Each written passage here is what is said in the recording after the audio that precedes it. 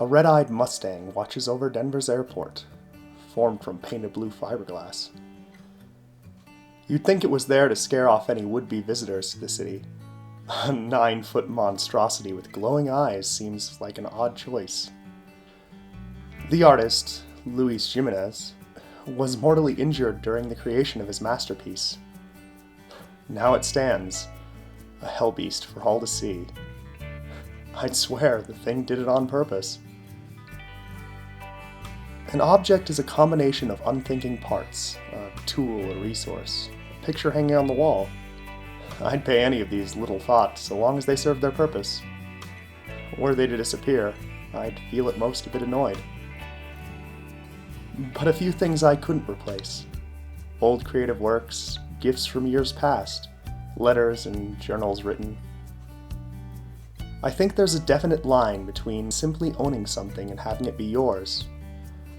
You have to give more than just money to it. You have to give more than just time. You have to give a bit of yourself. You have to struggle over it. You have to bleed.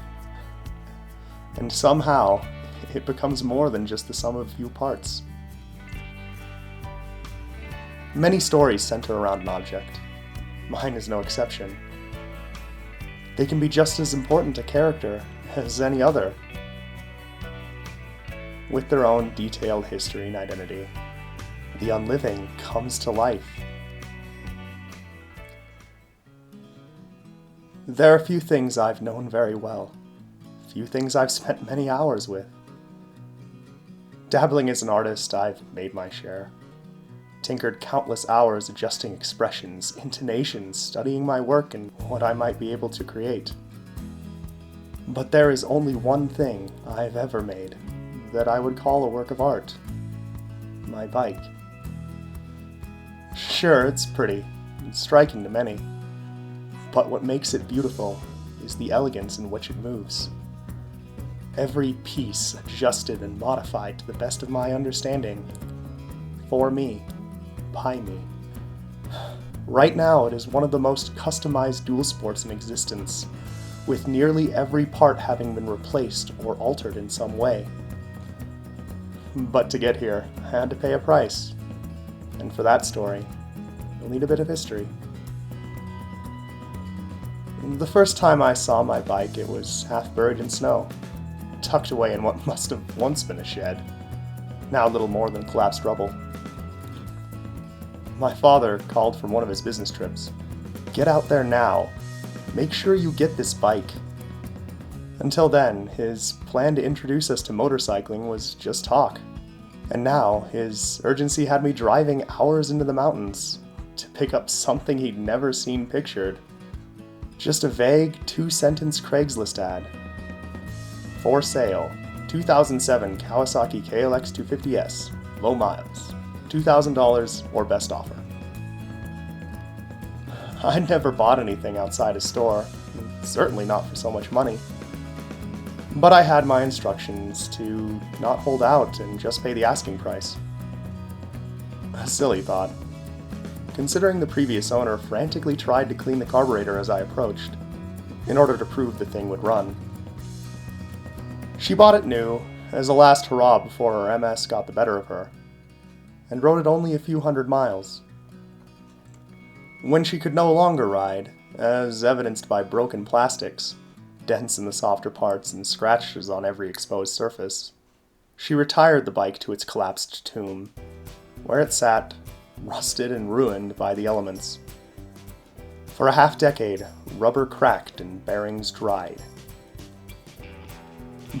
But I didn't know any of that. I'd never seen a bike up close. The thing looked ridiculous. In my mind, all bikes looked something like cruisers.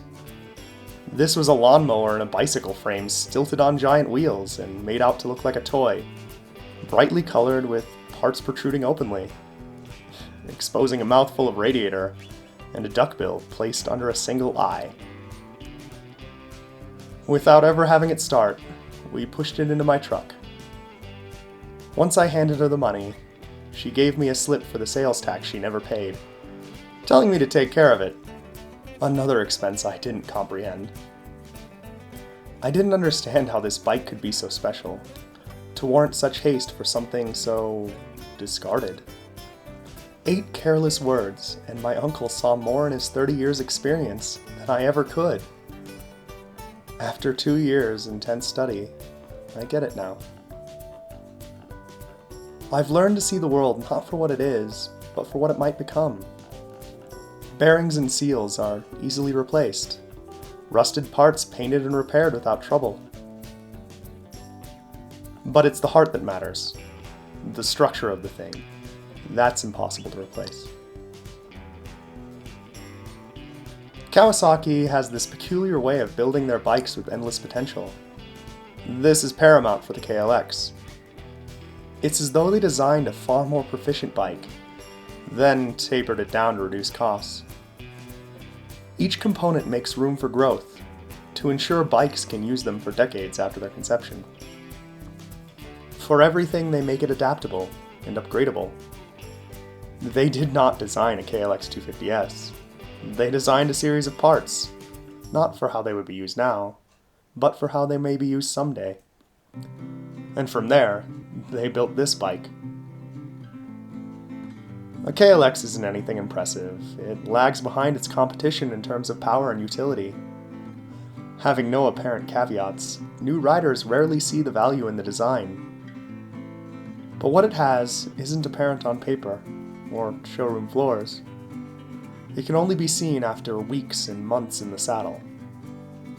The KLX was built for reliability. A generation of thought went into this thing. There's nothing wrong with it. No fatal flaw or oversight in design. And all the parts have tolerances far beyond what is necessary. If you're willing to put in the work, a KLX easily outperforms its similar-sized Dualsports, with only the DRZ 400 proving any true competition. And although the KLX has a bit less power and range than the DRZ, it is more maneuverable, has greater electric output, a steel subframe, a wider gearbox, and less weight that is better distributed. Honestly, between the two, it's a toss-up. But this KLX was something special. A rare find people would pay half again its expected value to own. When Kawasaki reimagined their trail-only KLX 300 as a Dualsport, they did so cautiously.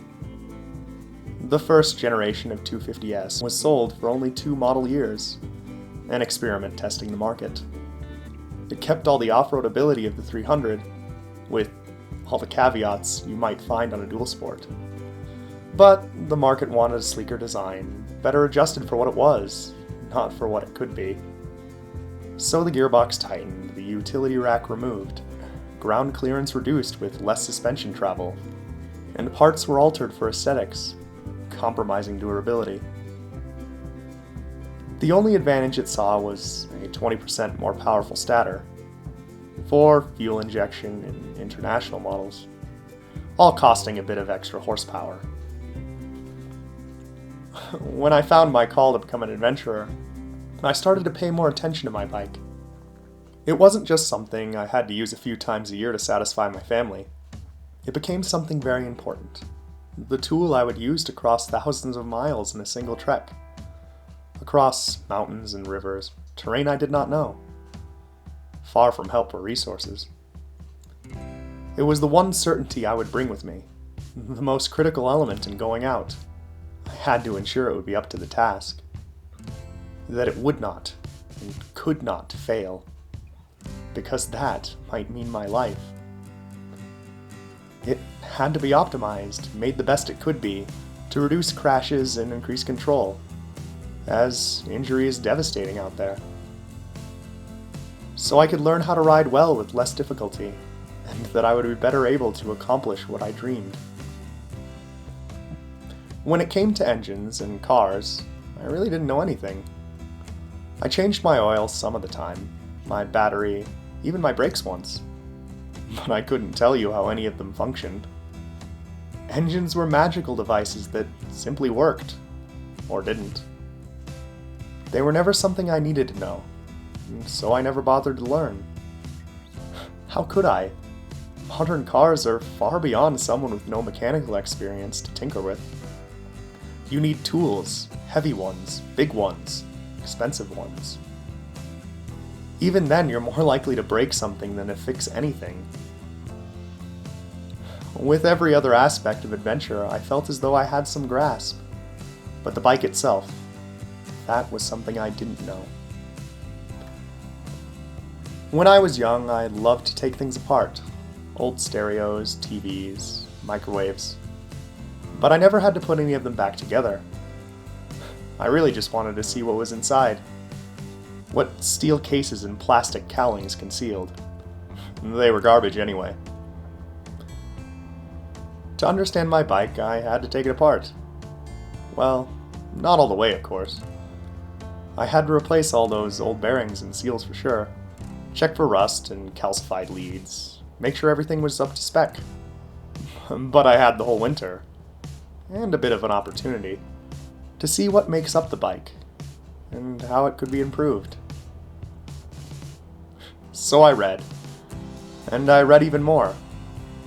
I wanted to see what I could do to make the bike better. What mods people had done, and how they improved the bike. Which ones might benefit me. But this information was the hardest to find. I was navigating without a chart, in a territory few visited. When I found components, I'd get reviews, I'd get listings of prices and quality.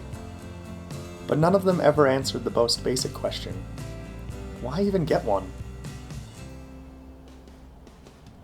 So I took the whole bike apart to examine each part individually. I made a list of everything I might need, and emptied my savings to build a bike, with parts I would test all at once. Over a few months, I put everything together. I rebuilt what I destroyed. I came to know every part. I struggled to understand them to make them work. I did it. I learned how the bike functioned. Of course I did. I had to. Whatever I didn't know was an opportunity for catastrophe. For each part, what does it do? What if it fails? How can it be better? So with no mechanical experience and maybe 40 hours riding, I rebuilt a motorcycle with entirely custom parts. For defense, I installed a skid plate, frame guards, disc guards, caliper guards, hand guards, pivot levers, brake snakes, folding mirrors, flex blinkers, sliding levers, braided lines, an aluminum chain guard, and radiator guards. To increase the power, I ported the head up to the valve size, bored the cylinder to 351 cc, added a full exhaust system, replaced the carburetor with a larger pumper, the filter with a high-flow fiberglass one, and blocked the smog rebreather. To make things more comfortable, I placed hand warmers, a hydraulic clutch, larger pegs, grip tape, damping risers, aftermarket handlebars, heads-up device mounts, and a windshield. To increase my distance, I added luggage racks, a larger gas tank, a toolbox, a plate box. For safety, I placed a kickstarter, auxiliary lights, LED lighting, larger brakes, and a steering stabilizer. For control, I rebuilt the suspension, replaced the computer with a more informative one. I added rim locks, and I replaced the drive. And for style, I painted the engine, added a few flashy bits here and there. Well, everywhere. No sense in having something nice unless it looks the part.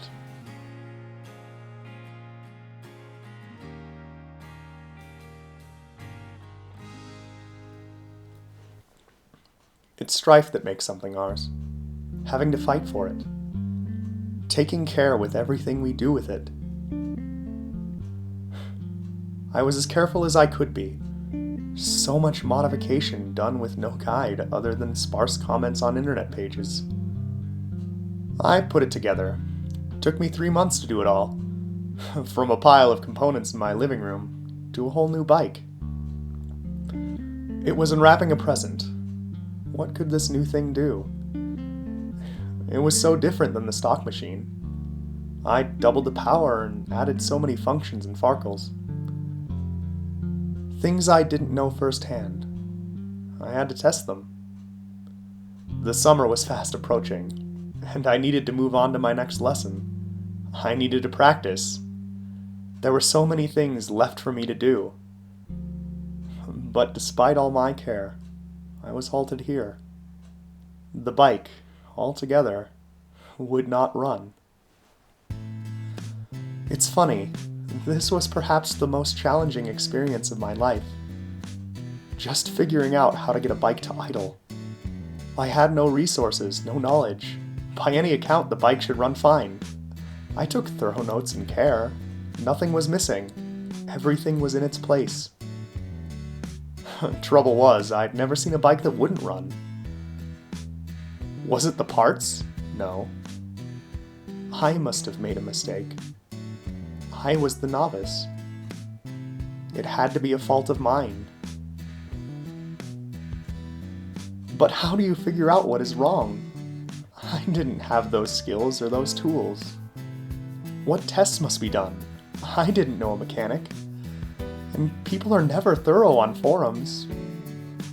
Even if I could describe the complexity of what I had built, I didn't understand it. So I scoured the few places I could for potential causes. Everyone seemed to say the same thing. Simple things like vacuum leaks and spark plug fouling. I found many symptoms, but I could never find the cause. But what if it isn't a vacuum leak? What if it isn't a dirty carb? What if no jetting will work? Or even borrowed parts from another bike? I had to find more potential causes. Did I damage the ignition? Were different spark plugs needed? Was the filter dirty? Was the timing off? Was the throttle position sensor everyone regarded as unnecessary more important than I thought?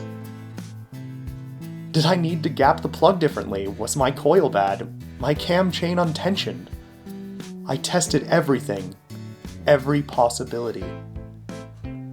I studied the device to conjure up new ways in how it could be failing. Every test had the same result. The component worked.